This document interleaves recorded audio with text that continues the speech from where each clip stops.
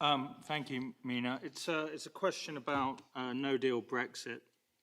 Michel Barnier and others at the Commission have always said that a no-deal Brexit will harm the EU and the UK, but harm the UK more.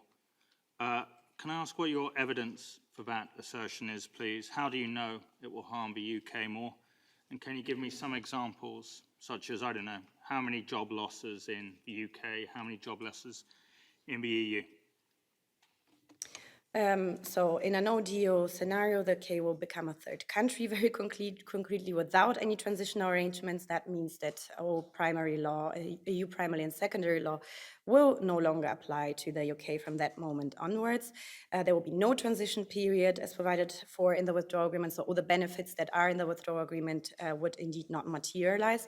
And that very obviously causes a significant disruption, not only for citizens and businesses, but also would have a serious economic impact, which would, as we have pointed out in our latest no-deal Brexit preparedness communication, a proportionately higher impact in the United Kingdom than the EU 27 member states. I refer you to the text. Again, there we also outline that there are a number of studies, independent studies, that the Commission is not taking credit for, but that give you some indications on these economic disruptions and quantifying the potential job losses and economic impact. Yes, James. Yep, thank you. I mean, when you say you refer me to the text, could you please refer to the text and just say what the proportion is, please? I quoted the very text that these economic impacts would be proportionately much greater in the United Kingdom than in the EU 27 member states. That's what the text says, and I believe there are some footnotes that refer to the relevant economic studies that are available but not published by the Commission. Unfortunately, I do not have the footnotes with me, but I'm sure I can help you with afterwards. Yes, David. Just to follow up on Brexit, the UK Brexit Secretary over the weekend had an op-ed, had some extremely hot rhetoric about the backstop provision being undemocratic. We know you have from the podium have repeated over and over again that the withdrawal agreement is not open for renegotiation. At what point does that not become a viable position as they continue to build a case in the UK that it's the EU's stubbornness refusing to even consider a conversation about the withdrawal agreement with a new prime minister, that it looks like indeed, contrary to what President Juncker said, that it would never push a member out, that the EU is in fact on a process that will push the UK out come October 31st? Well, the very fact that the EU 27 have actually engaged for years now with the United Kingdom, with different various prime ministers, Prime Minister May, but also we are, of course, open to talk with the new prime minister, which President Juncker spoke to, and where he reiterated that we do remain available should there be a wish to look at the text of the political declaration. But apart from that, we have shown our willingness by engaging for years now and negotiating this withdrawal agreement with the United Kingdom government. So this is the position that the European Council has unanimously agreed and decided on. And unless this position changes, this will remain the European Union position. And so far, it indeed remains unchanged, this position that the withdrawal agreement is not up for negotiation, but we're open to talk about the political declaration. And of course, we're willing to talk and engage with Prime Minister Johnson, as we did in the various talks with his Sherpa, but also in the phone call that he had with President Juncker, making clear what our red lines are. Yes, James. Thanks again, Mina.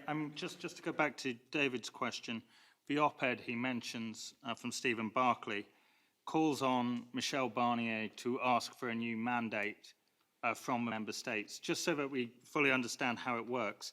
Is it the Commission's job to ask for a mandate from the member states, or do the member states just give the Commission a mandate and, in effect, it all comes from the member state side rather than a Commission request? These issues are discussed in the European Council Article 50. You know that it is indeed permanently seized, the European Council, with different matters. So, of course, it can also be seized on Brexit relevance. They established the guidelines. This is how we came up with the withdrawal agreement. But at this stage, again, there are no such plans. Our position remains unchanged, despite the op-ed.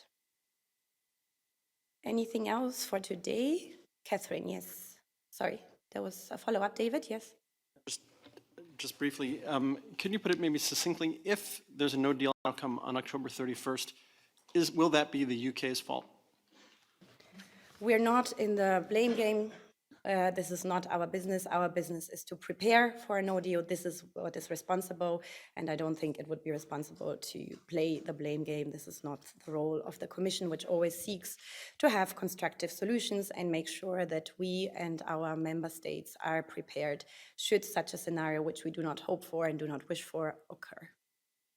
James, I think we're exhausting it. But... Sorry, Mina, last one, promise. Are you not in the blame game because a no-deal Brexit would represent a failure of the European Commission's negotiating strategy?